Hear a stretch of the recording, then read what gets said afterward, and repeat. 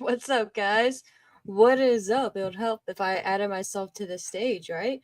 What up, guys? Good evening. Good evening. Let me know if you can hear me okay. Sorry, I was just cracking up at your comment, my friend. What the hell are you doing awake? Where are you at? Hey, keep the noise down. It's 1 fucking 30 in some countries, bro. I feel like I need to whisper. Good morning, man. Good morning or good evening. Let me know if you guys can hear me okay. What's up, man? Oh, I feel like it's been forever. So I had some time, obviously, and I decided what is better of usage of my time than to sit down and talk to you guys. So I went into awesome. You guys can hear me, okay? Right on, right on. So yeah, I wanted to sit down. Obviously, there's a lot that has happened. We do have Night of Champions in the past. I'm not sure if we'll actually get to that tonight. So yeah, and full disclosure, I am going to try to not speed through stuff, but try not to take as long as I normally do or go on too many side tangents or anything like that because right before, like 2 minutes before the show started, right, quote unquote, fireworks started happening and my dogs like to bark at them. So at least two of them. So obviously I don't want the barking to be obnoxious for you guys. So depending on how that goes, TBD on that. So just a heads up there. But what up, guys? If you are joining on YouTube, Twitter, or Twitch, which is pretty cool, I appreciate you guys. And if you're watching on replay, I appreciate that as well. As you guys can see, AEW is the main topic. I feel like we've been talking a lot about WWE lately, so I wanted to just focus on AEW. That's why I said I don't think we'll be getting to Night of Champions right now, and it's not like too much happened from Night of Champions. Anyway, to be honest with you, we did have obviously two new United States champions, which is pretty cool. But I wanted to just share some love and give some love to AEW. So I'm gonna move some things around. Give me a second here. And yeah, so obviously we'll be starting with the screen is incredibly bright. We'll be starting with a little bit of dynamite talk. Obviously, a few key points. We're not going to go through match by match or anything like that. I'm going to check out your guys' comments here as well. But the rating is out also, which I thought was pretty interesting. So we'll take a look at that towards the end. And shout out to, I know Fightful is up here. Yeah. So one of the articles will be Fightful. So obviously, I'm going to share my screen with you guys once you get to that point, and I'll throw that link in the chat. But yeah, what's up, guys? I'm gonna, like I said, pull up your chat really quick and then we'll get into the nitty gritty of it all. What up, Franklin? E.K. Smith, Sai said, "What up? Drinking Wrestling League. What up, bro? I love y'all's posts. They are very. If you haven't, or if you don't follow Drinking Wrestling League on Twitter, you should. X, whatever. It's always gonna be Twitter to me. But Franklin, no, man, I do watch TNA. I do keep up with TNA. I've been to a couple shows. I'm not gonna say I love TNA and act like I'm the biggest fan, but I do. I really enjoy TNA, and I've definitely been keeping up with them. But I don't have the channel that I don't have any TV subscription now. To be honest with you, once I was able to watch AEW on Max and WWE on Netflix, I canceled Sling. So I am not able to. And even with Sling, I had to have a certain package, which I switched back and forth on periodically. But I don't really have a solid way to watch TNA live. So it's another reason why we're here right now. But yeah, man, I appreciate you joining though. What up, bro? Twitter. But yeah, so like I said, I'm gonna get into things because I don't know how long I have and I don't want to waste time. All in, y'all. All in is next week, which is wild. Obviously, not this weekend, but next weekend coming up. In some ways, it feels like it's still like forever away, and then in some ways, it feels like it's taken forever to get here, and not necessarily in a bad way. And to be honest with you, Dynamite this week wasn't too bad. It was a much better show, in my opinion, than we've received lately, and especially in the build to All In, which appears to be their AEW, their WrestleMania going forward equivalent. If you guys have listened to me in the past, I have always been in the camp of they need to pretty much like quote unquote declare what their big show is going to be going forward. You know what I mean? Not obviously anything close to the WrestleMania name, but All In. Pick a pay-per-view, whether it was going to be Double or Nothing, All In once they brought that back, if it was going to be All Out, whatever it is, just go, no pun intended, all in on that show and build around that each year. Try to have your like a little mini road to all in type thing, you know what I mean? And again, have your own spin on it, use different verbiage and things like that, but have something for the fans to look forward to every year. And it does seem like all in is becoming that and has became that. So that's pretty dope. And I'm pretty certain they have officially announced that they're going back to London next year, or that's the strong rumor. I'd have to double check that. So if you guys know for sure, let me know. But I do know this year the ticket sales, and you guys know me, man. Like even talking about the ratings, like stuff like that doesn't matter too much to me because look, it ain't my bag. It ain't me paying out anything. None of that. So it is what it is. But I do care in the sense that you want AEW, any promotion, to do as best as they can. You know what I mean? And the more profitable they are, the more tickets they sell, the better it looks on TV, pay-per-view, stuff like that, the better perception it is. And the better the perception is, the better marketing and publicity you get too. So I don't know, man. It just kind of all ties in. So that's where I'm coming at with at least that idea. And sorry, I am moving this wire really quick.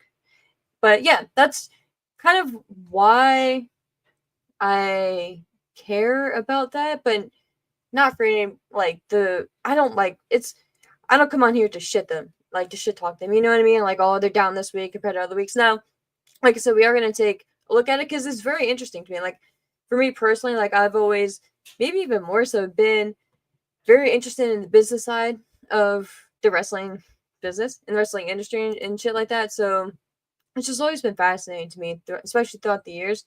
Obviously, WWE was the main sample pool, but it's even more fascinating now with AEW and TNA doing better and stuff like that. So it's cool, man. And that's the beauty of the time frame that we're living in right now, man. Even if wrestling isn't as super hot as it was last year in 2023, you know, going into 2024 and stuff like that, at least we still have all this wrestling. You know what I mean? And if you think back to where we were, what, 4 or 5 years ago, I'm just thankful, man. I was thinking about that shit yesterday. I think, yeah, yesterday, and man, I forget. Oh, I saw a clip on some or something on Twitter, and it was during that time frame. I was like, man, just crazy. I think it was something related to Matt Hardy when he debuted, something like that. But yeah, man, just some thoughts in regards to that. But back to the Dynamite portion of it, and I was just pulling up some notes here. Let me know what you guys think in the chat too.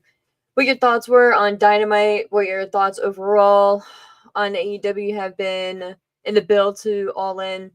Like I was saying, I'm happy they solidified that as their main show. You know what I mean? In their big show. And maybe not this year, but I think next year in particular. And again, if it is confirmed to be, I'm going to see if I can look it up really quick. If it is confirmed, I'm pretty certain it is actually, because I remember thinking when they created the stipulation for the Young Bucks tag team match, I remember thinking it actually played in well to a Osprey storyline. So let me just confirm that really quick. But I remember thinking at the time I wasn't sure if that was legit. So hold, please.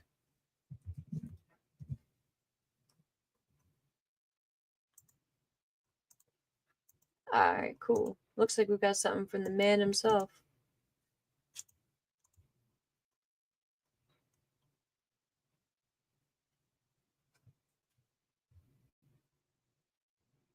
All right, cool. All these freaking ads just to make sure nothing audibly plays.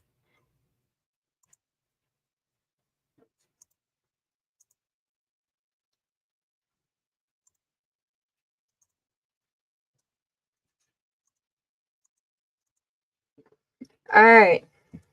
So, and I think, yeah, this is SI.com. So shout out to them. I wonder if this was Zach, our own Press Ring Media's very own. Oh, it was. Look at that.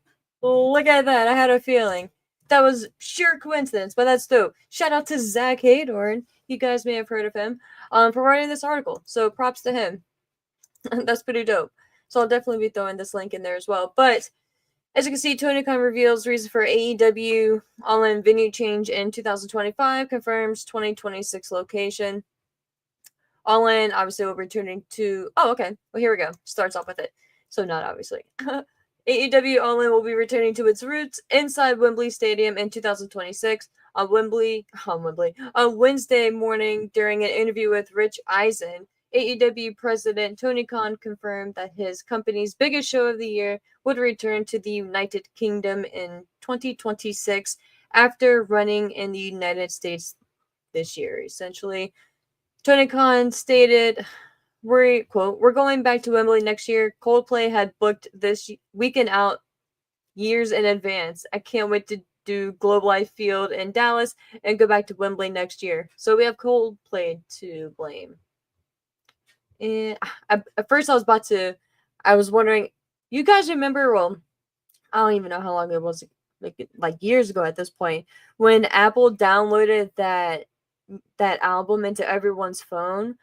For a split second, it made me think of that when I read Coldplay. But I think that was you too, actually. I still have that in my phone, I think. But y'all remember that shit? Like, the nerve of them to be downloading shit in our phones automatically, and now we can't even get like free earbuds when we buy a phone. $1,700 phone, we can't even get some earbuds. Come on, remember that? Remember the back in the day when we used to get like a whole starter kit essentially for our iPhones? We'd get the iPhone, we'd get the cord, obviously the charging cord, we'd get the earbuds, man. We'd get a couple stickers. That shit was dope. That was the best part. Anyway, I said I wasn't gonna go on too many side rants, but here we go. And then they go into the history here. AEW All-In began in 2023 and took place in front of a crowd of over 80,000 inside of Wembley Stadium.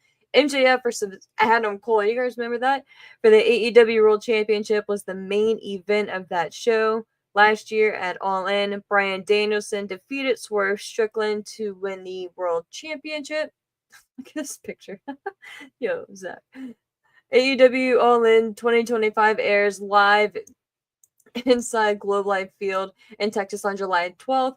The show is loaded with premier matches, including Jon Moxley versus Adam Page for the AEW World Championship, Toni Storm versus Mercedes Moné for the AEW Women's World Championship, Kazuchika Okada versus Kenny Omega for the AEW Unified Championship, and a tag team match between the Young Bucks and the team of Will Ospreay and Swerve Strickland.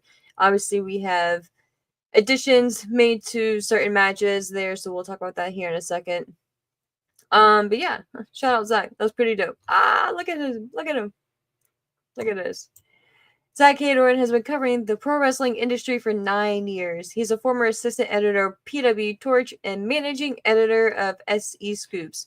Oh, I can't read the whole thing, but he is the author of the Hybrid Shoot books, Stunning, the Stone Cold Steve Austin book. So check that out too. That's pretty dope. Look at a picture of him. Look at that little baby face. That's great. Oh, good times.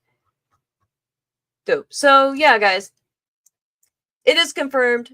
That is dope. So I will tie that into my thoughts officially once we get to the stipulation that was added to the match. If I can remove that. There we go. The tag team match with the Young Bucks facing off against Will Ospreay and Swerve Strickland. Let me know what you guys think about that too, because I, for one, am happy that they at least added something for both sides. It doesn't make sense, especially if you're the bad guy Young Bucks, right? To want to, to be willing to put up your EVP status. Like, if I'm them, why would I put that shit up for nothing in return? Like, come on, makes no sense. So at least they added a hefty stipulation to it, in my opinion, and I'm glad the stipulation that they added wasn't something that was completely unbelievable, right? Something that, for instance, like, oh, like they would be fired or suspended, or you guys remember like the loser leaves town? Like, I used to enjoy some of those, not gonna lie, but in WWE, like they would leave Raw and they go to SmackDown type shit, and I guess, well, but see, they don't have a legit official roster split, so that wouldn't work. And what would they go to, Ring of Honor? I guess that could be punishment, so that'd be fucking terrible. So let's be even happier that they have an official stipulation now.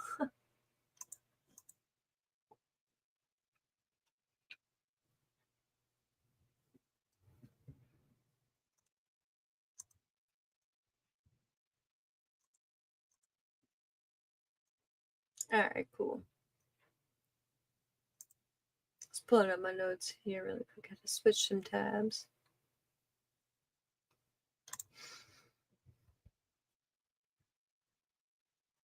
What up, Jesse? What up? What up?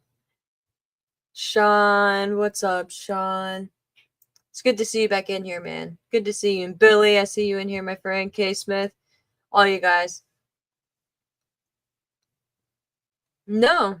You said y'all checked out My Check with Mr. Anderson. I'm assuming that, what is that, like a podcast or something? I have not. I'm sure that'd be interesting though. Man, such high hopes for Mr. Kennedy. I thought he was just like, I don't want to say the coolest thing, but I remember when we would hear that music hit, bro, and that Mr., oh, it was so great. So great. And the microphone dropping down, beautiful. It's such a shame. It's just one of those, I don't want to say like the greatest what ifs, but one of those what ifs that if you made a list of like maybe 20 or 30, I had to think about it.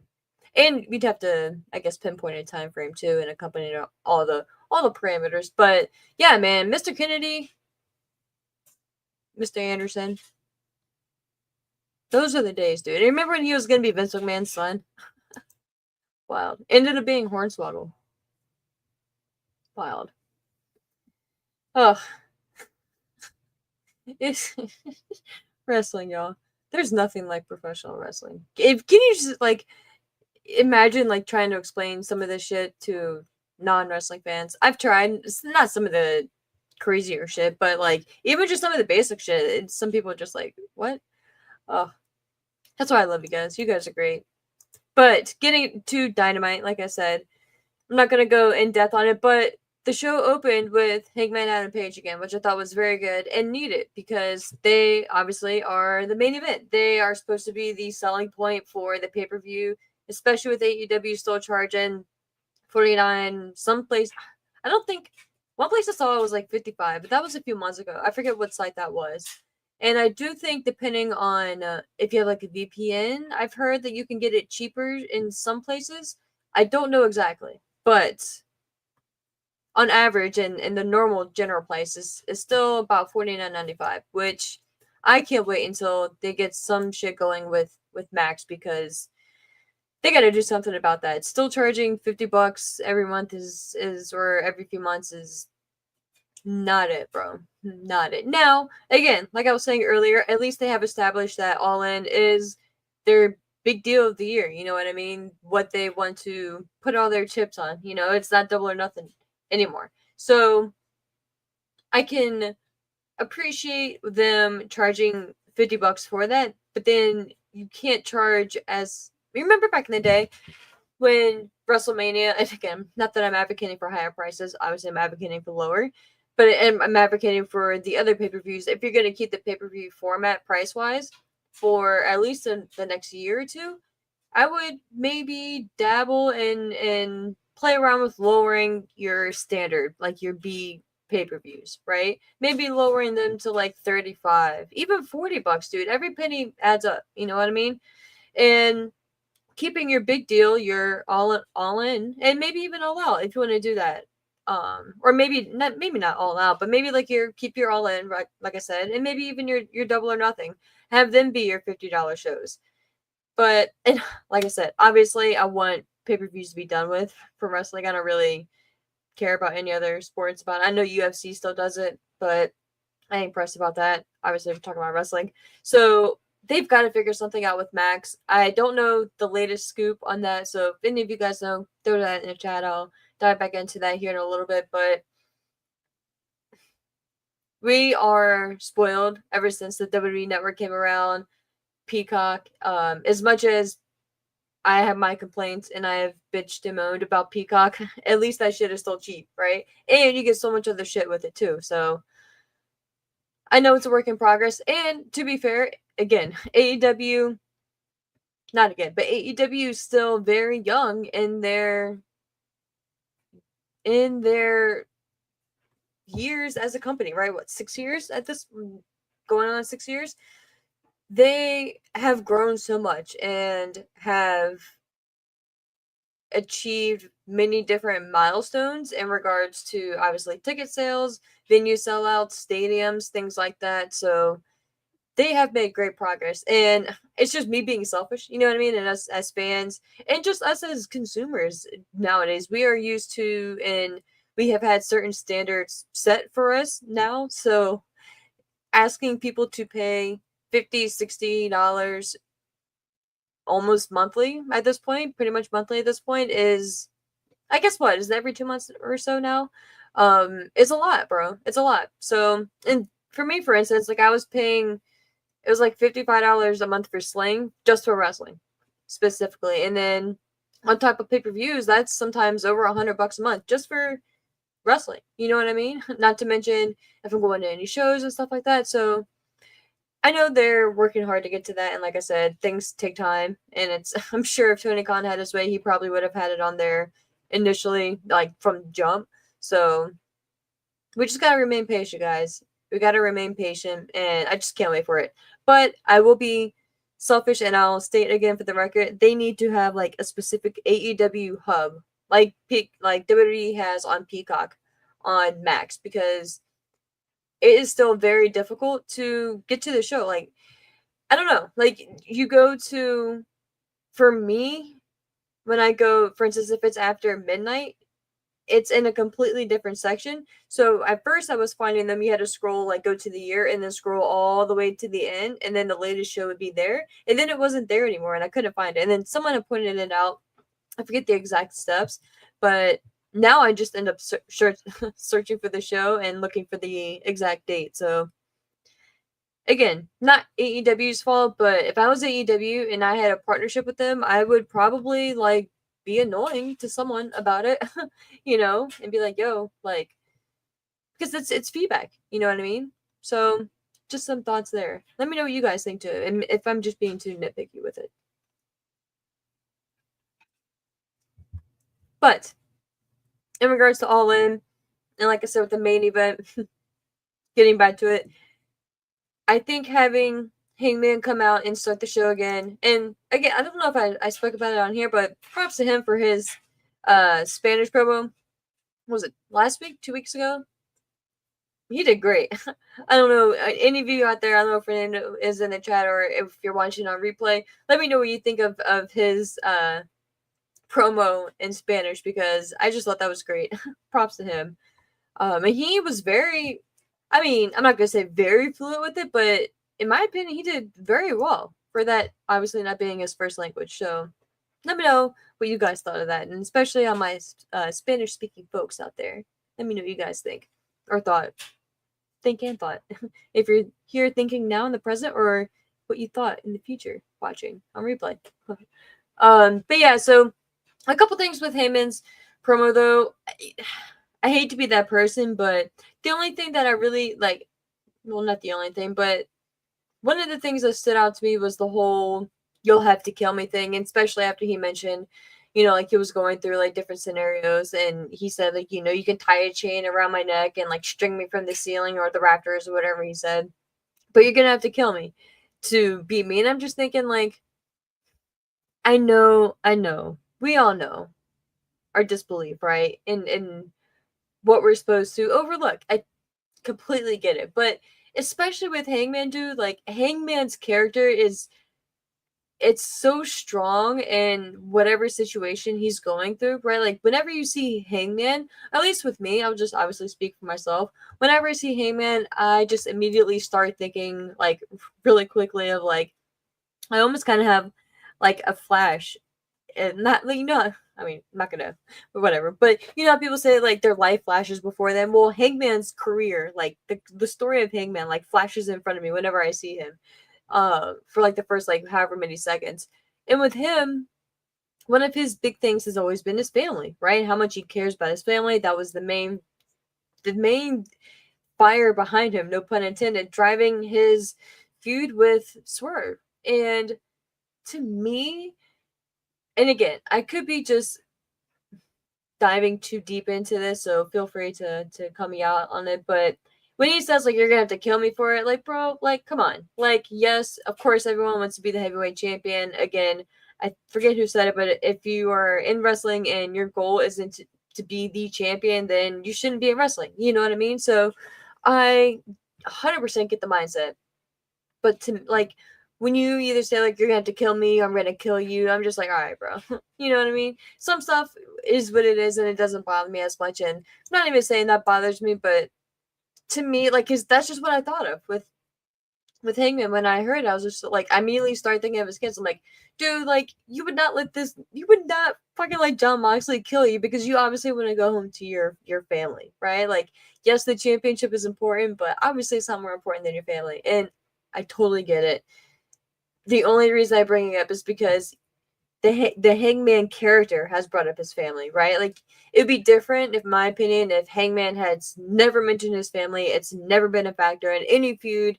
For all we know, Hangman is this single bachelor out there hitting the bars every night, doing whatever with whoever. You know what I mean? Kid free. So that's the only reason that kind of stood out to me in particular. And again, it was just one of those things. And again, probably I would say like maybe number two reason for me and for that particular situation was just because like I'm not a fan of the whole chain part. It doesn't, again, I'm not offended by it. I'm not like squeamish by it or anything. It's just, I don't know, man. It's just a little too much for me because it just completely takes me out of that portion of it. And especially with that thick of a chain, bro. Like that shit was thick as fuck. So I don't know. Not that I was worried about them messing that up, but it's just like you start to think like, all right, bro, like I don't know. And again, I'm not trying to be harsh, and it's not an AEW thing. It's every company does some shit sometimes to that point. You know what I mean? WWE has thankfully obviously cut back on a lot of the weaponry and stuff like that. So, and it's just to be expected. You know, when you're a company like AEW and you thrive off of matches like that. So, not that they go to it too many times, or maybe they do in some people's opinion, but I don't know. I just could have done without that. But the whole point of this segment was to lead to the Texas Death Match, and I think obviously it's very fitting. Finally, it's in Texas, and the name matches the location. Um, and I think it's a very reasonable and a good justification for all the interference that we know we're going to get, right? We know and we should expect everyone under the sun, right? Anyone from the Young Bucks to even Darby Allin and Sting, right? There, I read something that I'm sure you guys have as well. That Darby Allin is set and ready to come back. He's obviously successfully come back from Mount Everest, which is dope. Like, shout out to him, dude. Like, that obviously is no easy feat. So props to him. He did what he said he was gonna do. He planted that AEW flag. So that's dope. That's dope. Think what you want of him in the ring, right? I think a lot of that has to do with his size, but I have really grown into much more of a Darby Allin fan, to be completely frank with you guys, than I ever thought I would. Not that I ever completely disliked him. I was just like, okay, whatever. Like I I liked him more than I would say I disliked him because, like I said, I never disliked him, but I was just never like, oh, like I can't wait to see Darby type shit. You know what I mean? It's just like, oh, okay. Like for instance, the first match he had with Cody Rhodes, what was that? Fighter Fest, like I think even before AEW like officially started. Or maybe the company had been announced, but they like hadn't started TV yet, like at that around that time frame.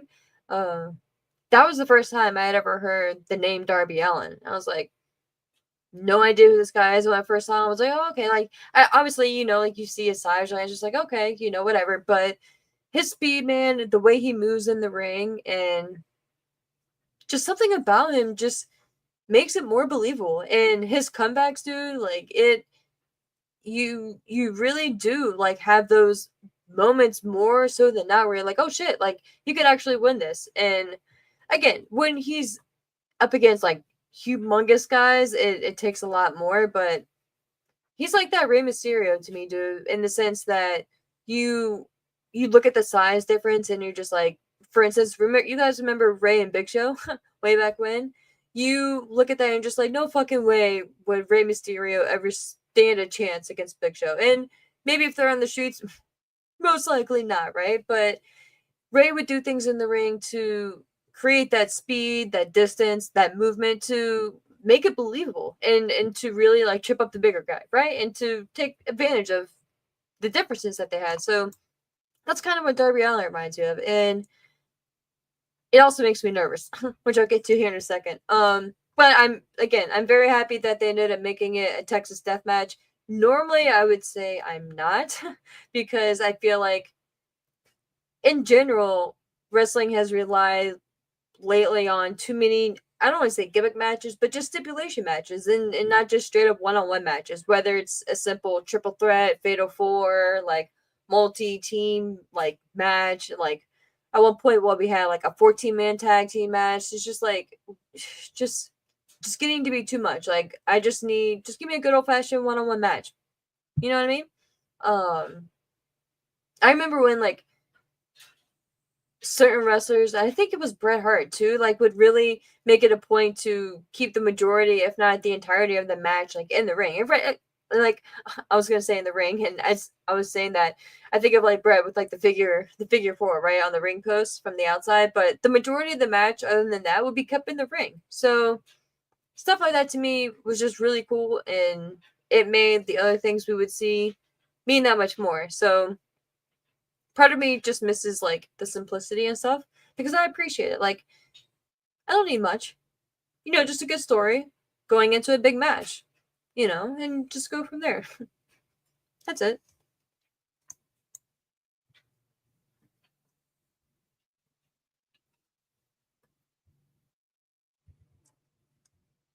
Oh, Fernando, what up, dude? No, never apologize. I'm random as fuck with these things. No, but I'm actually glad you came in. I was just talking about you not too long ago. I don't know if you heard. I'm assuming you heard, because you're very up to date with everything.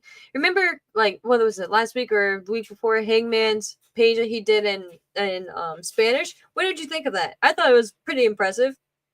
To me, it was obviously not super super fluid, but I thought it was really good.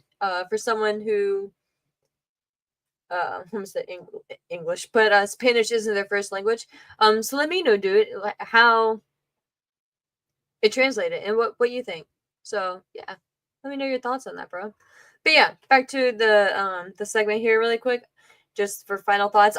I loved the fact that he hit um buckshot lariat onto Marina Shafir.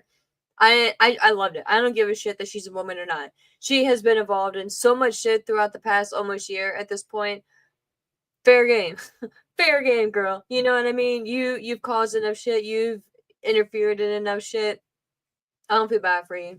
You get what you get. You know what I mean? You get what you get. So good for Hangman there.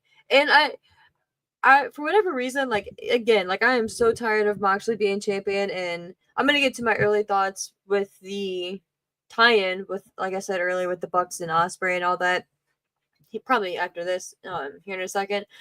But I really enjoyed Moxley's reaction, dude. I when Marina got the lariat, I loved what was it, like a trash can or something that he kicked or threw or some shit when it was him standing in, he was there making the way back to the back of the fans.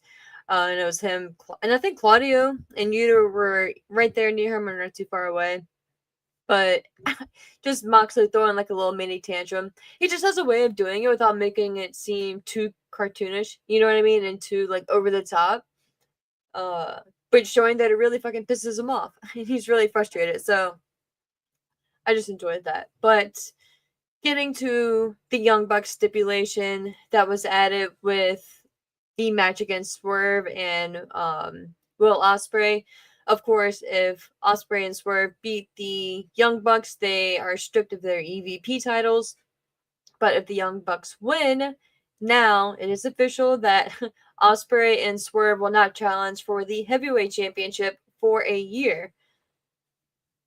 I think it's a fantastic idea.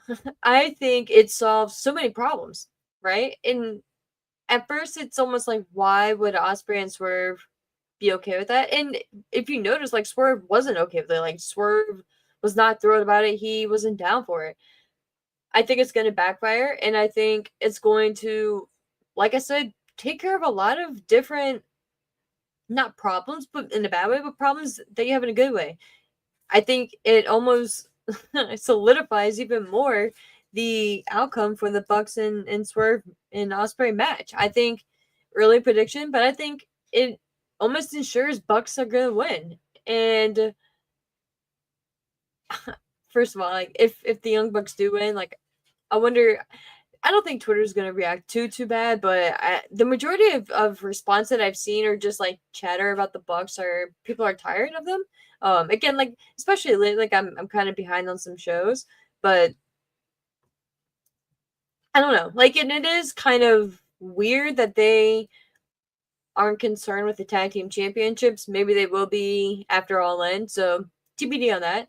But and depending on how this goes, right? Of course, but to me, it's almost a no-brainer that they're going to win the match, keep their titles, and when you think about it too, like what else would the Bucks really hang their hat on, so to speak? Yeah, they're bad guys, whatever, but if they don't have quote unquote like a sense of power on TV, regardless of how well or not it's portrayed, then what really do they have besides just being your average and just your other tag team that is annoying, right? And tries to get away with shit.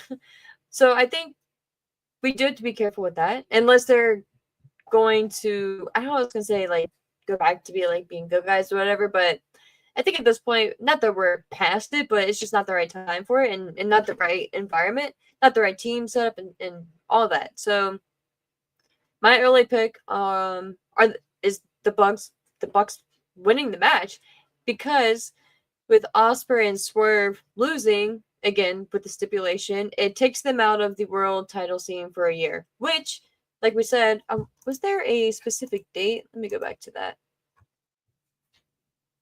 for Wembley. I think they just said 2026. So we don't know a specific year, but they could play it out, right? It could be within like a couple days or so. With the way that I've been saying for months now, and the way I kind of saw the story playing out for Moxley, and at least what I hoped to, but which just kind of made the most sense to me, was Hangman being the one to, like I've said, dethrone Moxley this entire time. I never thought it would have actually made it to All In, but it did make sense once they revealed the location of it being in Texas and all that. So it makes sense, unfortunately. And again, just saying that because it hasn't been the best run, but we finally made it, guys. So close, right? So close. A week away, a week-ish away. But with Hangman going there, with Darby coming back, I'll kind of get that part out of the way. And with the Casino Battle Royal that we have too, well, Casino Gauntlet match rather, that is going to play potentially a little, like throw a little monkey wrench in there as well. Your wild card, I kind of back up a little bit. Your wild card for the Gauntlet match, of course, is Darby Allin, right? To me, it's a no-brainer that he is going to return at All In. It's just a matter of where and like the starting point for him, right? Are you gonna have him return in the Gauntlet match, or are you gonna hold off on that until later in the show and have him show up? Because obviously, and again with it being a Texas death match, it's gonna be a clusterfuck. So when everyone and their brother are out there interfering in that match, like I said earlier, it's the perfect opportunity for Darby Allin to return. And if Darby Allin returns trying to make the save and then he starts getting beat down, out comes Sting. That'd be a cool moment, right? If Sting's up for it. Again, not to return, obviously, but just to make a quick appearance. That'd be pretty dope. But it's just a matter of where you want to slot Darby's return. And that's just, again, assuming that he's going to be there. But to me, it's I don't want to say no. Well, I did say no-brainer, but to me, it's a no-brainer, and I would be actually shocked if he didn't return at All In. So yeah, like I said, that could potentially play into the main event if he does return into the Gauntlet match, because I think, correct me if I'm wrong, the winner of the Gauntlet match, is it kind of similar to the Money in the Bank where they can cash that in at any time? Let me see if I can pull.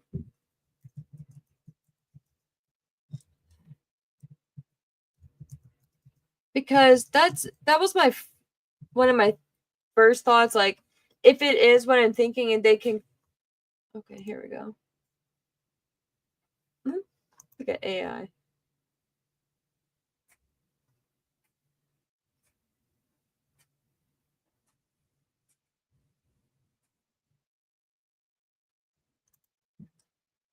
All right, so it doesn't say though. Let me.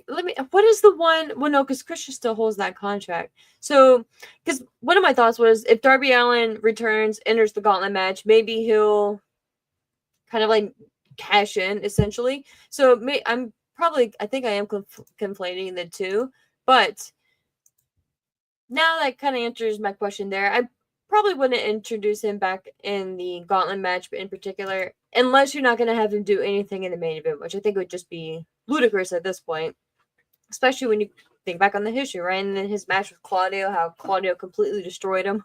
That sticks in my mind, and that's one of the main reasons I don't want Darby to win the championship against Moxley at any point. We can get to Darby being the world champion, but just not being the one to beat Moxley. I am standing on that hill until we get to what would be July 13th, until the day after All In and the dust has settled and Hangman loses that match, and has lost that match. Then I will just be on that hill, I guess, by myself, not doing well. But no, I just firmly think that Hangman should be the one with this. Like I've said, I'm not going to get into all the reasons why, but the Darby Allin of it all, man, does make me concerned with what Darby has done for AEW, the loyalty, fucking climbing Mount Everest and planting the flag, right?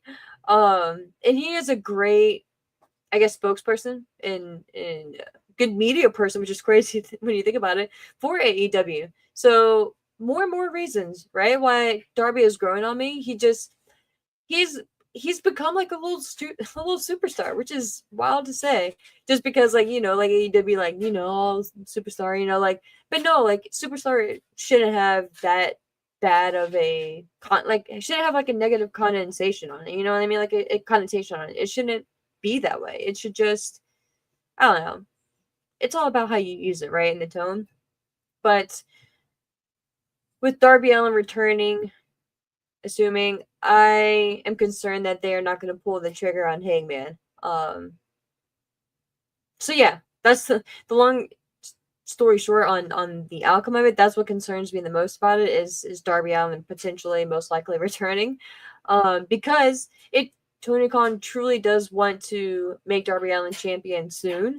It would be crazy to put the title on Hangman just to have him lose to Darby Allin in what, 2 months or something, 2-3 months. I just don't think that'd be a good idea. So just because of the tenure that Moxley has been on, right? Like, you don't want to see just like a quick, almost transitional champion after that. So that's just my thoughts on that. Uh, at least where we are right now, I'm still, like I said, sticking with Hangman winning, and I think that if when Darby Allin does return, he is going to help Hangman secure the victory. And then after that, if you want to go into All In, and for instance on the Dynamite following All In, when you have Hangman out there, giving his celebratory speech, you can have Darby Allin come out there, interrupt him respectfully. They can challenge each other for the make it official and challenge each other at All Out and go from there. I think that'd be a very good match as well. So, and I forget how much time we have this year in between the two pay-per-views. But I think that could be good. You know what I mean? And then obviously you have all the story built in with Ospreay and Swerve, which we'll get to that little nugget now. Again, almost a no-brainer that Ospreay and Swerve are going to get involved in the main event. That was the whole point of this. Now, with Ospreay and Swerve potentially, in my opinion, losing the match to the Young Bucks at All In, and with that stipulation, that frees up the main event scene, because a good problem that AEW has had and will be having, especially when Moxley loses the championship, is who is the main event scene is kind of flooded, right? And who is going to take that next slot to officially beat the champion? Again, I don't think it should be anytime soon. I think Hangman should get at least 6 months, right? and go from there, or take it a whole year.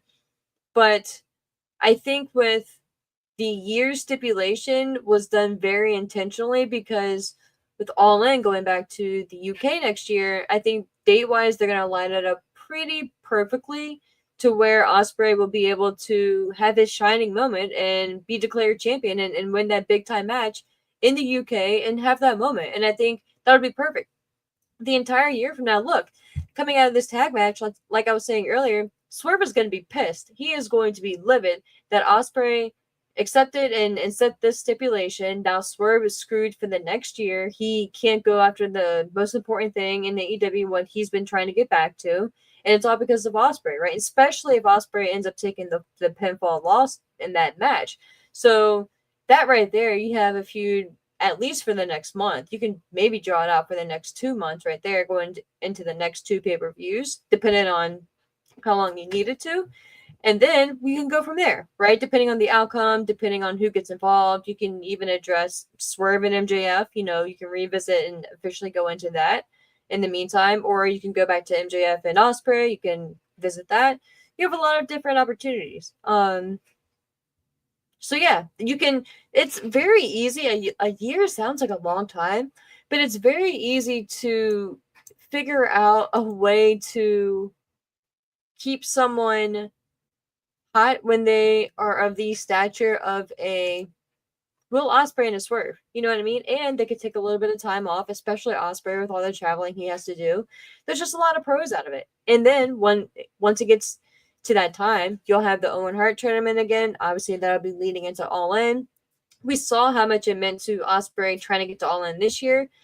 It's going to be it's going to be damn near impossible this time next year going and challenging to get it. Well, I guess backing up like a month or 2 months, going through the Owen Hart tournament, fighting to get to the championship match at All In. I just think it almost writes itself. You know what I mean? So at that point, you would only need to fill in story line wise, like maybe 4 or 5 months starting next year. So I don't know, because what you can do too, if you really want to draw the whole Swerve and Ospreay thing out, have Swerve beat the fuck out of Ospreay once they lose that tag match, right? Like if you want, like have the Bucks beat them, go to the back, like celebrate a bit, and then go to the back. You have Swerve and Ospreay. Swerve is just looking down at Ospreay. Ospreay is trying to like pull himself up on the ropes. He's apologizing to Swerve, saying I'm so sorry, blah blah blah. I'll make it up to you, whatever. And then Swerve's just like staring at him, and Swerve beats the fuck out of him. Beats the fuck out of Ospreay to where we don't see him in time, or maybe even until after All Out, right? Swerve maybe does whatever. Does he have a match at All Out? Maybe he doesn't, but at least addresses his frustration, declares whatever mission statement. And again, Swerve can even take a week or two off after that. I would say maybe a week max is what you would want to do. Have him come back on the second week, address it, and then go from there. And then you can have Ospreay come out, maybe make a return, or if Swerve sets up his match going into All Out, you can have Ospreay return at All Out, fuck with Swerve, and then they can go from there. So that buys you at least 3-ish months. So just some thoughts. And then yeah, like I said, once you have putting this into the universe, once you have Hangman win the championship, you can have, like I said, his first challenger be Darby Allin. And if you want to go to it that soon, right? Like if you don't want to, well, you can't have Swerve challenge. But if you want to, you can have MJF slide in there. There's a lot of different opportunities you have. Or whoever the winner of the gauntlet match is, they can go for that right then and there. Because I can't find exactly when they challenge for that, but that could be the challenger for All Out, unless they've declared that. I just completely missed it, which is very possible. Because it just says for a shot at the AEW World Championship. So let me know. I'll check your chats here in a second too.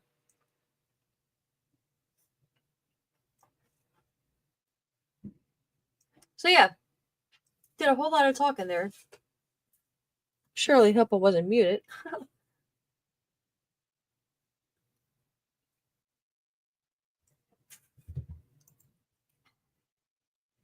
But yeah, thank you guys again.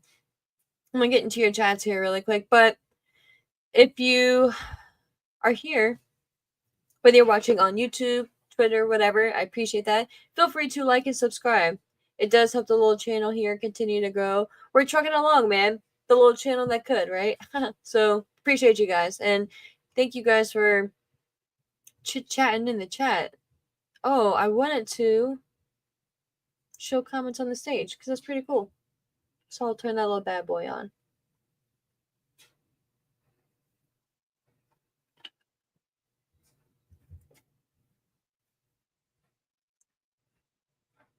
Oh, and guys, I think I will make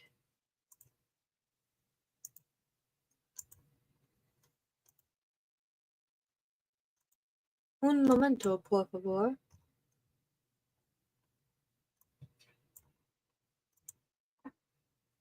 Yo, again, I don't think too many of you guys follow true crime or anything like that. What do you guys think of Brian Cower, y'all? Pleading guilty. And Diddy, y'all. Diddy being found not guilty on the big charges. The fuck do you guys think about that shit? Part of me is surprised, part of me is not surprised. long story short, of at least the Diddy part. The Brian Koberger part would have way more thoughts on that. But I want to see if I can create a little poll here really quick. Oh, I don't want to re-add that. I'm trying to remove. Okay.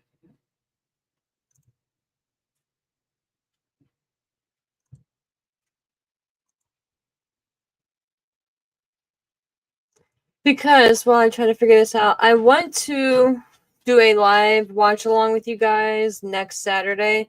The issue is we have 2 shows going on. So your thoughts on which show you guys would prefer? If you would prefer All In or Saturday night's main event. Main event. How did I do that shit last time?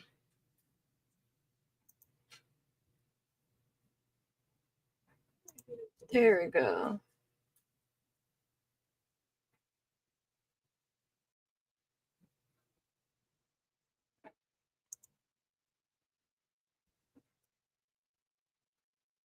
Oh. Oh, wait, what is that? Yo, there's so many things I have to learn about on YouTube.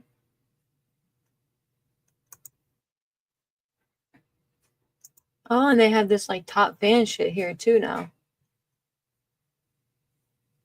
Oh, and time. Oh, wow, there's so much cool shit. All right, so I'm not gonna waste everyone's time, but I did want to. I can't find it now, but I wanted to do a poll to see, like I said, what show you guys prefer to do a watch along on. Obviously, I want to do the one that the majority would prefer. So let me know.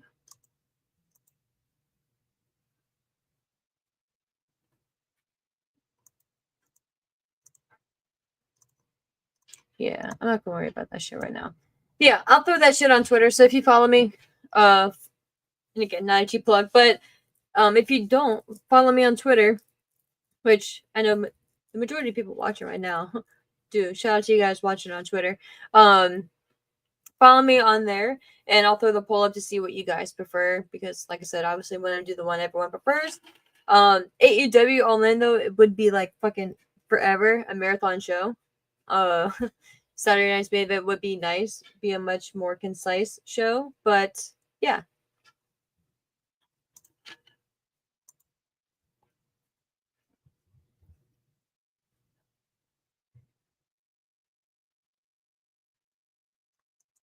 K. Smith, you say the worst thing AEW can do is have both Tony and Hangman lose at All In. Very good point there, man. Let me know what you guys think. Who should win between Mercedes Moné and Tony Storm? I think a lot of people would be upset. Playing around this if both lost. So I think you're onto something there, man.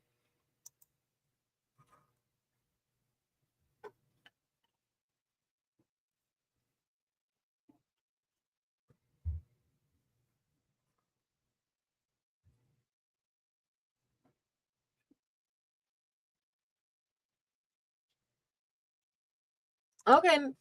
E said, yeah, Mr. Kennedy started a podcast. He asking questions and telling stories. In the first episode, a bit of stories of Eddie and Chris Benoit.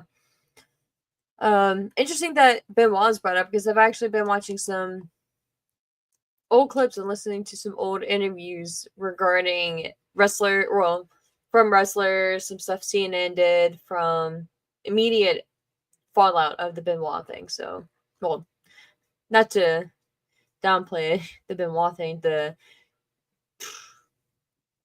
travesty of what happened there. So yeah, fucking wild, bro. It'd be interesting to hear his thoughts, so I'll have to check that out.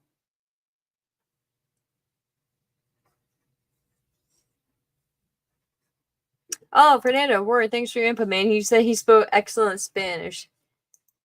And he cut one of the best promos of his career. Yeah, I thought so. I thought it was great. A lot of people, well, not a lot of people, but some people didn't like it, but I thought it was great. I'm glad you did too. K. Smith, you've never been a big fan of the Bucks? Yeah, I was never too, like, they were cool, you know what I mean? Like, whatever, like, never hated or disliked them, but I was just never like, oh my god, the Bucks. Like, to me, like, some of it was just a little bit too much for me. Lord of Dogtown, you said, what up, Ash? Do you think we'll get a return from Darby and or Copeland? Obviously, Darby I've talked about, but yeah, Copeland, dude, I think we will.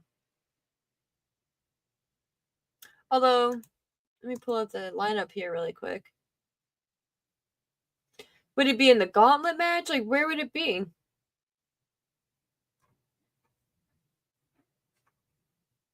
The only thing I could think of is if Christian is somehow added, maybe if Christian's in the gauntlet match and is doing some fuck shit and Copeland returns, but I don't know where he would slide in at. So you would expect it, right? Or maybe he returns in the main event to help out Hangman because he's had obviously his fair history with Moxley as well. So very interesting possibility there. So good point, man. Good point.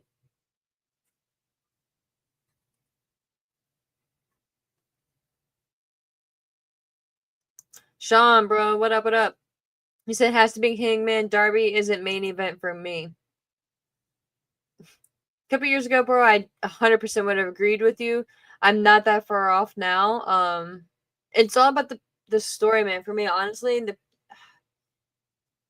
I'm not completely ruled out on him, but not being the one, not right now, not being the one to beat Moxley, not just not there. Potentially in the future, but just not right now. Fernando, I am keeping this in the universe as well. He said Hangman is winning the championship at All In. Yes, keep those good vibes out there.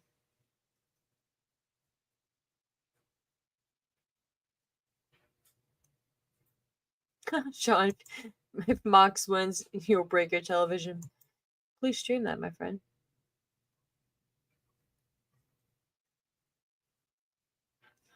Fernando, you think Eddie Kingston returns at All In? I fucking miss Eddie Kingston, bro. What a gem. What a gem.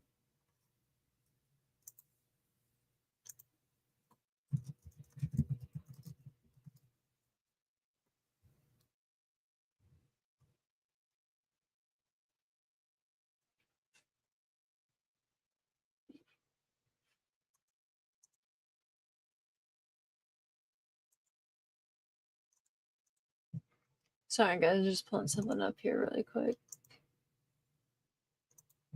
Cool.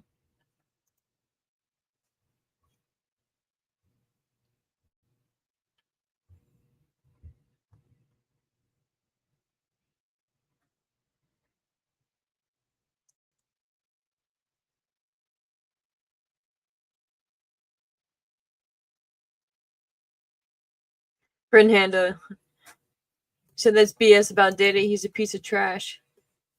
Bro, that shit's just wild to me, man.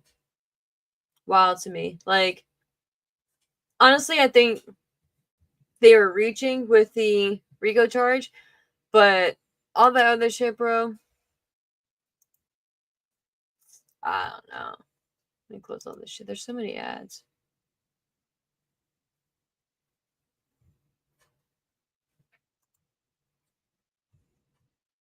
All right, there we go. What up, Maria? What up? What up? Good to see you, my friend. Yeah, okay, Lord Dogton, you're right there with me. You said they didn't put up a good case for racketeering. They focused too much on his freak offs instead of Rico. Exactly, dude. I'm 100% there with you. I think, and to be honest with you, his defense made a good case. His defense stated this is more of a domestic violence case than it is a Rico, or it is more than anything else. And as much as I hate to say it, they're right. You know what I mean? And obviously, it wasn't streamed, so we don't know exactly what was presented in the trial and all the evidence and everything. But I think if they just kept it at the state level and focused more on the charges directly with obviously Cassie, the other individuals who he has civil suit, well, that have civil suits out against him, and whatever other criminal charges state wise that they could. When they raided his house, they found guns, with like I forget what type of guns, but guns with like the serial numbers like sawed off and shit. So they could have, in my opinion, hit him with other serious charges and gone and try to like stack up there, as opposed to going for like that Rico shit. Like I don't know, bro. That was just. I think they were too cocky. I think prosecution was too cocky, and to go against someone like Diddy, like you need to come in guns blazing. And you need to have your receipts, and you need to have shit stacked up. But my opinion, that's a lucky dude, bro. Lucky dude. Yeah, he got lucky, and they say like, oh, like his status didn't have anything to do with it. Of course it did. Of course it did, dude. Like I wouldn't even be surprised if some of the jurors would have been scared. You know what I mean? And concerned about, because obviously everyone in there can see their faces, right? We don't. We can't at home, but they know. So just a lot goes into it, man. A lot goes into it, and how can you transport people to perform certain things, right? And get charged with one portion of it and then not the other. Like I don't know. It's just very, very odd to me, and just I don't know, bro. Something just doesn't seem. Well, I'm not gonna say something doesn't seem right, because in my opinion, like I just said, I think they just got a little too happy with the charges and were just trying to I don't say make a name for themselves, like on the prosecution side, but just really prove a point, and I think it backfired. Not to say they can't come up with other charges in the future, but obviously all the evidence that they've used in this trial, they can't go after him for again because of double jeopardy. But yeah, I'm sure they have a lot more information that even was presented in trial that the defense is aware of, that they're holding back. You know what I mean? So we'll see, man. But I don't know. I keep wanting to say he got lucky. I don't want to say he got lucky, but he damn sure he was facing life in prison, bro. Like from that to, in my opinion, he's probably gonna get out. I heard like if you do like when you break it all down, like the most he'll probably get is anywhere from like what 20 to what was it, like 48 months or some shit. And all the time he's been in there, he's gonna get credit for time served. So we'll see. It'll be very interesting. I think they said his sentencing is what, in October, so he still has some more time to sit in there. It sucks for him. Fine with me. Good. I agree with it. They denied his bail and all that shit, or bond, but yeah. Well,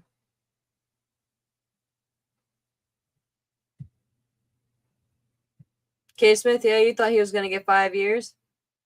Nah, he won't even get that, bro. Which is wild.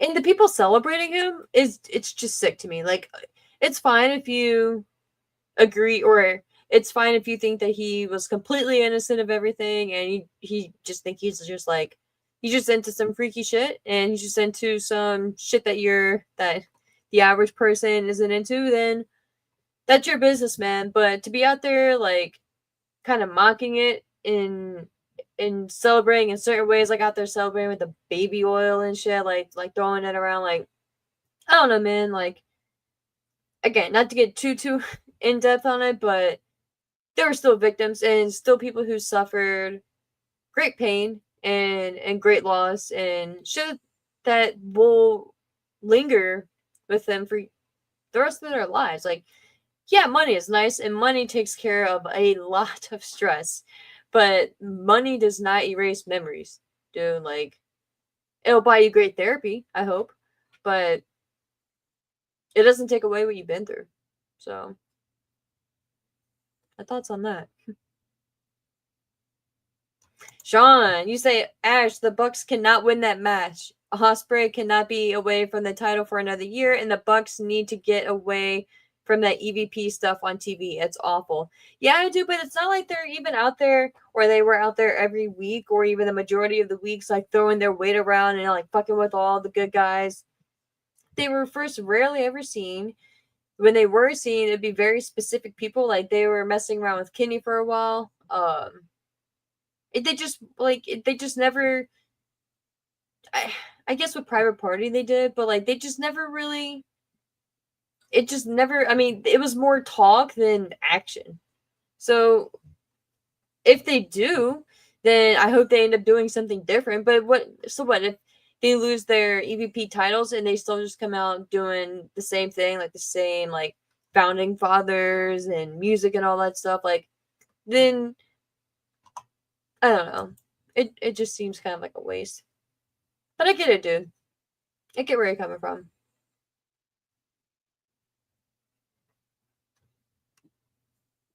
Yeah, K Smith. I mean, Cassie. Cassie had some shit in there too. 1 second.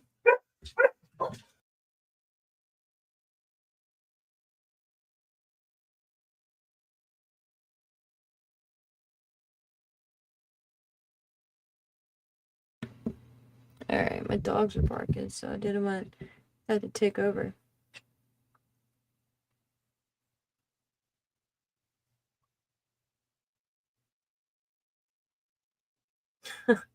Orange Man. Yeah, no, it's the pardon. Yeah, that I had said that to someone else too. I was like, you know what? Even if he was found guilty on everything, got the max for everything, my opinion, he still have been pardoned in a year or two. Because that's just what we do nowadays here in America.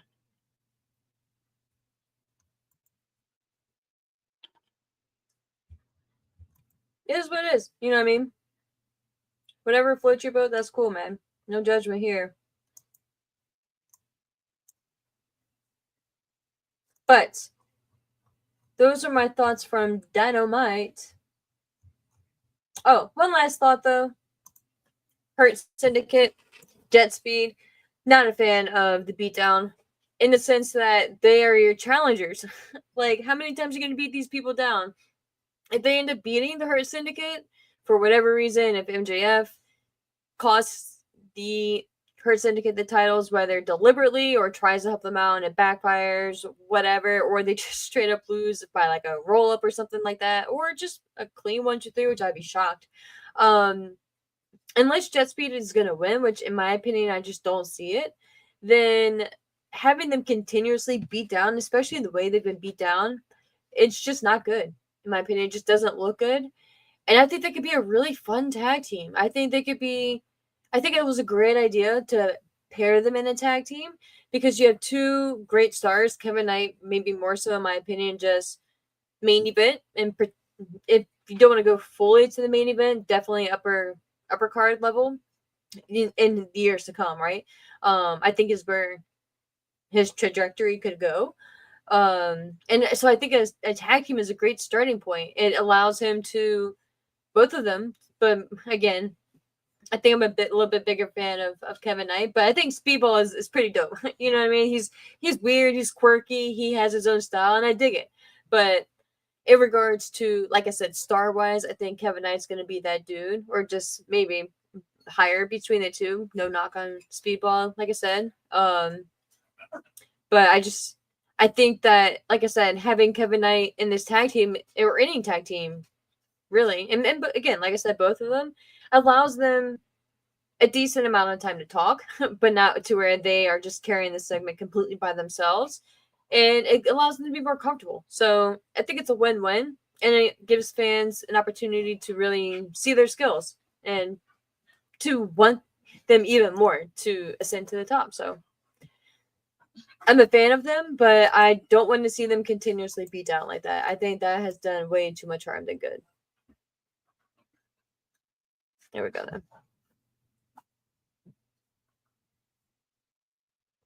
Yeah, Sean.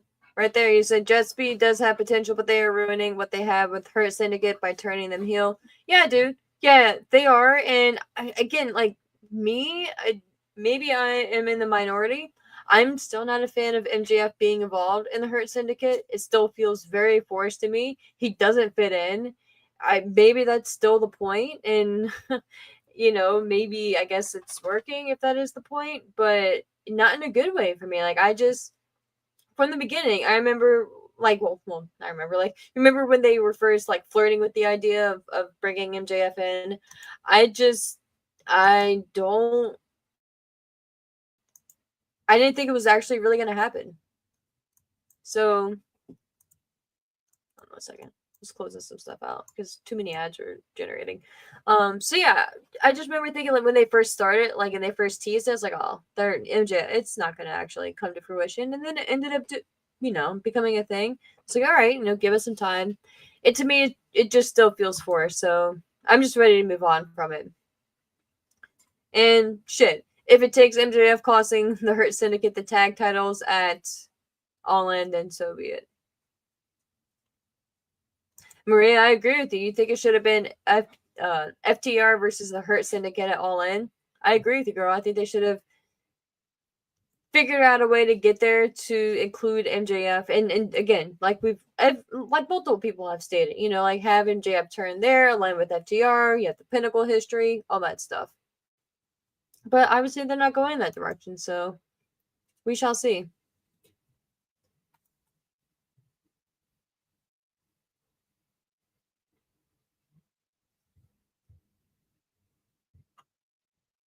All right, cool. But yeah, and the last thing I wanted to chat on here, and pull it up here really quick, is the Britt Baker of it all.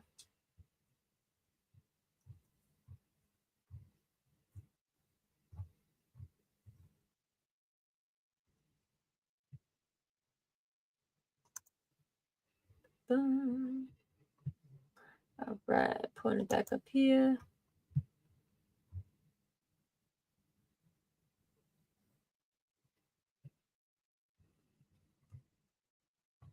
All right. And again, as always, let me know what you guys think about Britt Baker. Obviously, the latest rumor around the way is that Britt wants out of AEW. Right? Britt is fed up with AEW and just wants a release. How that became a thing, I don't know. And I don't think a lot of people do. So, one second. Just don't want to lag. There we go. All right, so gonna read this article here really quick from Wrestling Inc. by Sam Palmer. So shout out to Sam. Dr. Britt Baker, DMD, is someone who has managed to keep her name in the headlines despite being absent from AEW television for the majority of the past year. Former AEW Women's World Champion has not been seen on screen since November 2024.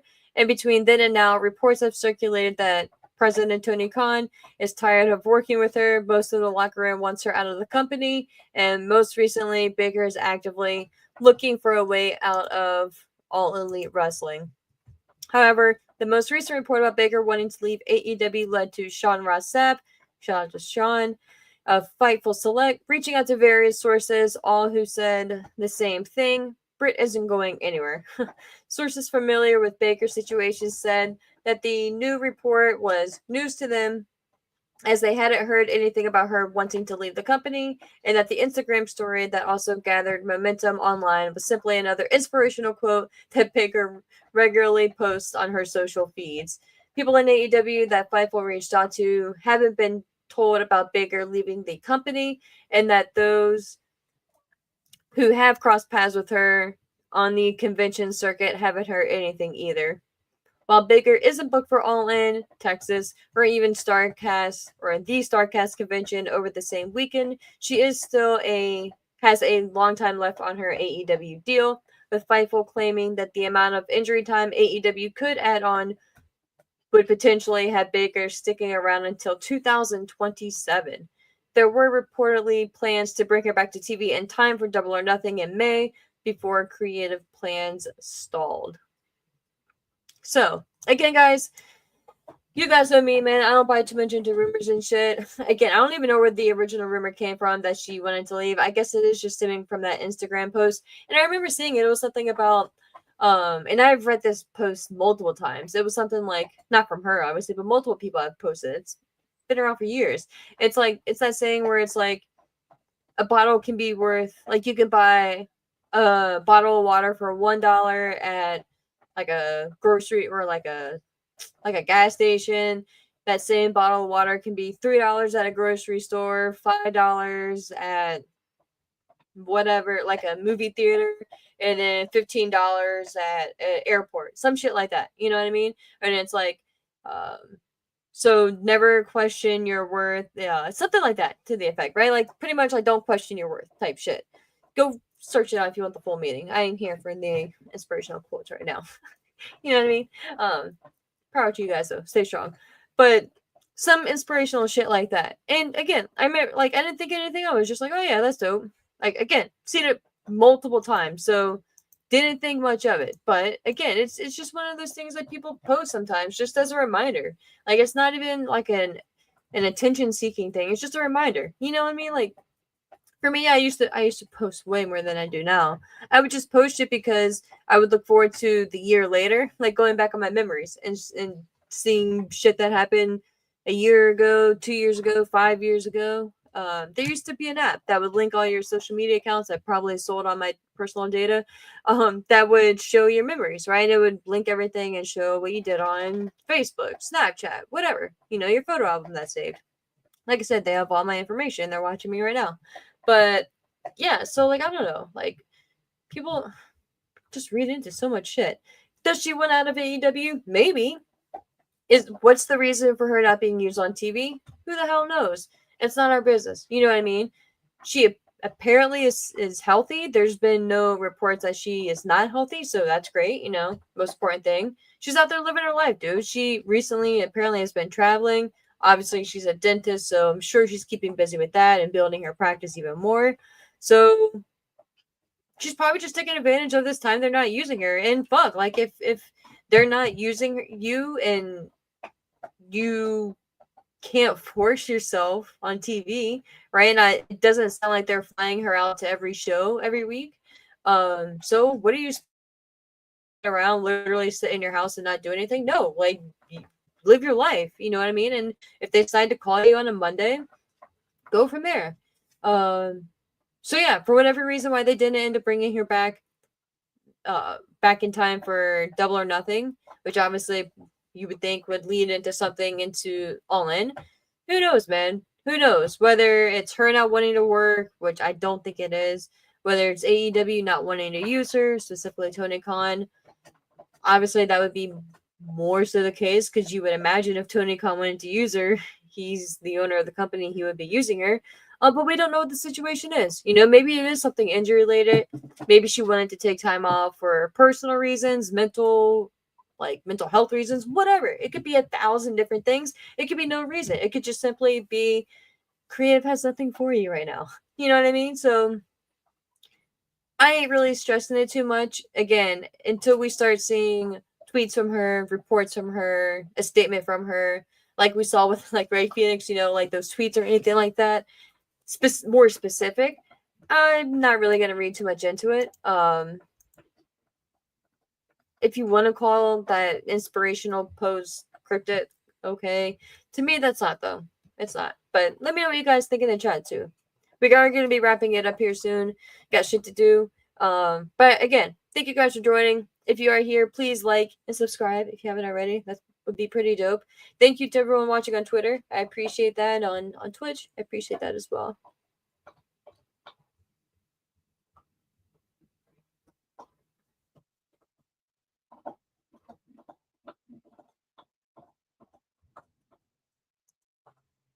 Lord of Dogtown.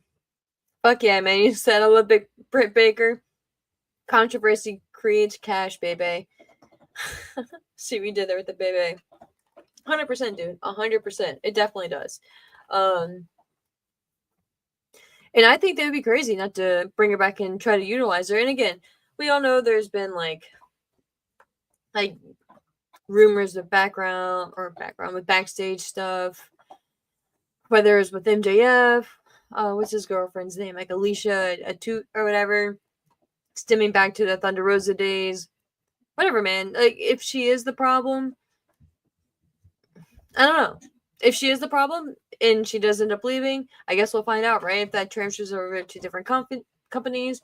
But I would be shocked if she is locked in until 2027 and we don't see her on TV until like ever again. So they got to figure something out, and work something out because, or come to terms on the release. Like if you're really not going to use her for the next 2 years and she's perfectly fine and healthy and she wants to continue wrestling, then that's wild and that's pretty shitty. So I hope that's not the case. And we'll see. I'm sure more and more will come out as time goes on.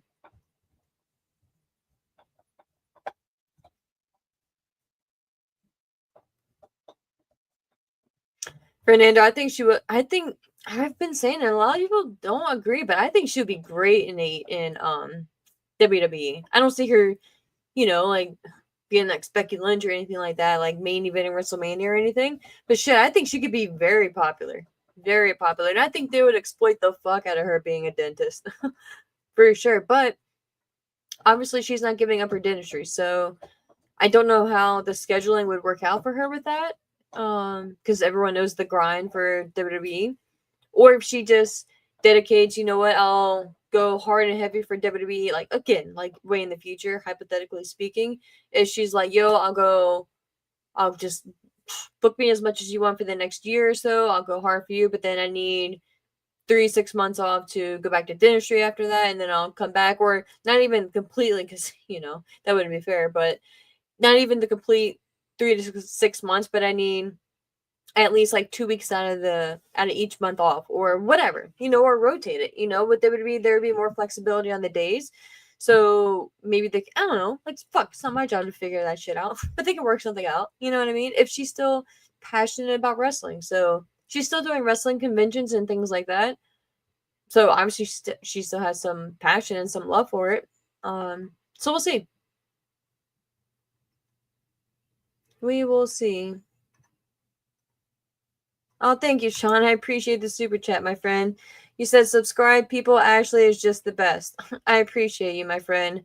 Thank you, thank you. You're the reason why a lot of people have found the channel, whether they realize it or not. So I appreciate you very much, my friend. But I love your thoughts, dude, because sometimes we disagree on some things. You say WWE doesn't need Britt Baker either. I agree that I don't think they need her, but I think they could definitely utilize her and definitely benefit from her, and obviously she can as well. So I think it'd be a great fitting, to be honest with you. And yeah, again, you said WWE is struggling to build the women that they have right now.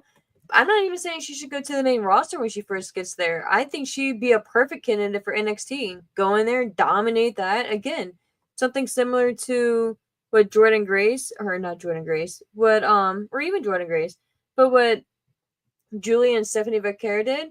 Go in there, and again, depending on the hype that she goes in there with, I don't think she'll have that natural love that people have for Stephanie Vaquer, but I think she will obviously have the fanfare and it'll be a big deal.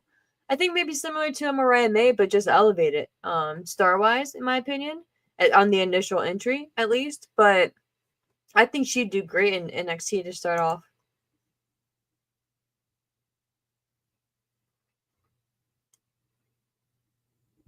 Oh, Lord of Dogtown, you said imagine Britt and a returning Carmella as a team. They ooze charisma.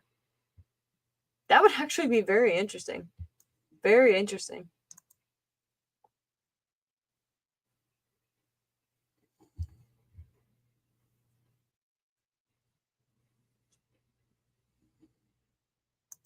No, fair enough, Sean.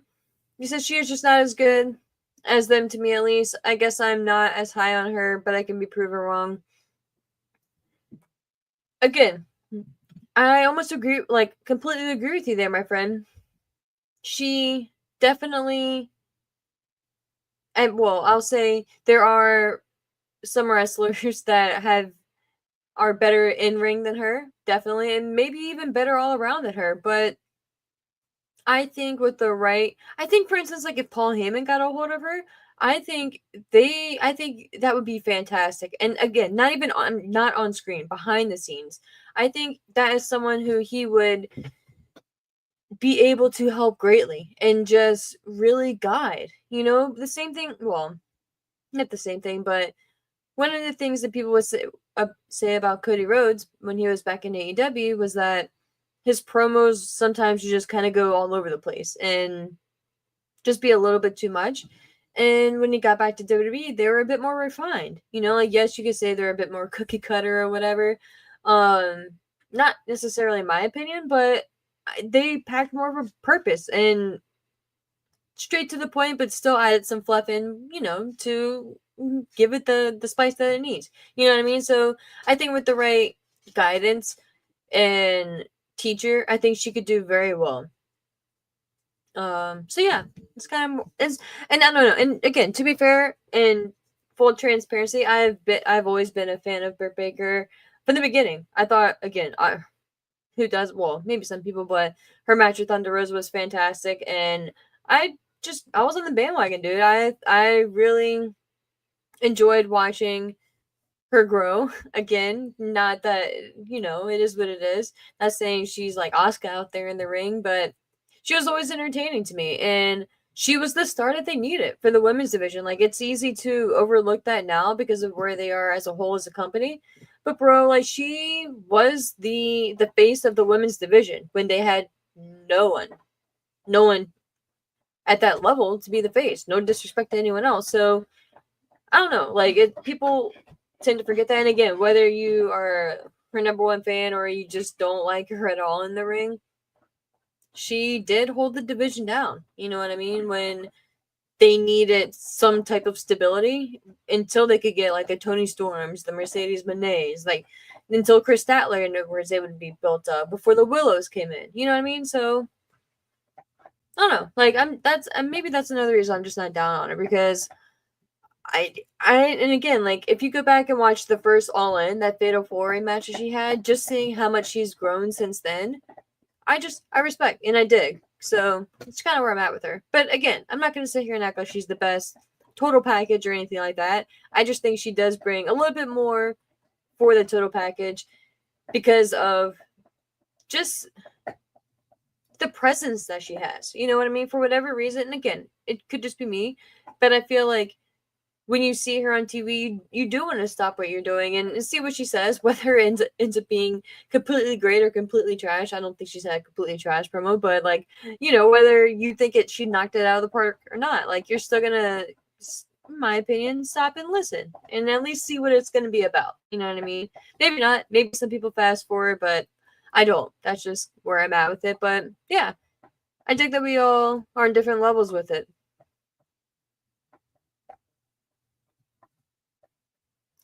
Yeah, and Laura Dogtown, good point about Carmella. You said Carmella is underrated. She fit perfectly with Enzo and Cass. I miss Enzo, bro. Enzo is fucking fantastic. But yeah, guys, so like I said, we'll be wrapping it up there or here. Thank you so much. I appreciate you guys for calling in and always being here with me when I am super sporadic and last minute. I appreciate you guys. Saturday, we will be back at it for the live morning show, a little after 10, over on Brasswing Media here on YouTube. So definitely subscribe over there if you have not done so already. If you are here, please like and subscribe here. Also, like I said, that's a big help. Shout out to Sean again for your super chat. I appreciate you, my friend, very, very much. And everyone else here. Sai, I know you're sleeping right now, my friend. It's probably like 3 o'clock in the morning right now over there for you. Everyone, though, I'm not going to name everyone because I know I'm going to forget people. Or not forget people, but miss people. And that's me, right? But I appreciate all you guys very much. So, I was going on Twitter. I'm gonna post that poll on Twitter for the watch along. If you guys are down, let me know which show you would prefer, because we are going to have obviously conflicting shows going on at the same time. I obviously am off that day. I took off since we had so much going on. I wanted to do something for it. So let me know what you guys prefer, and we'll get it set up. And it'll be tricky too, because normally I try to avoid spoilers and everything, but we'll see. We'll see what ends up happening. But again, guys, thank you so much for popping in. I truly appreciate it. Enjoy the weekend. Happy 4th of July to everyone who celebrates. At least, everyone here in the States, and everyone who celebrates. Be safe though, guys. It gets like, this is one of those holidays where people get dumb, the roads get crazy, people get dumb with fireworks. Don't lose any fingers, any hands, any arms, half your face, anything like that. Because I want you guys back here in the chat. So until definitely for sure Saturday. Until next time here, guys. Thank you so much for joining. I appreciate you all. Again, stay safe and enjoy some wrestling. Take care.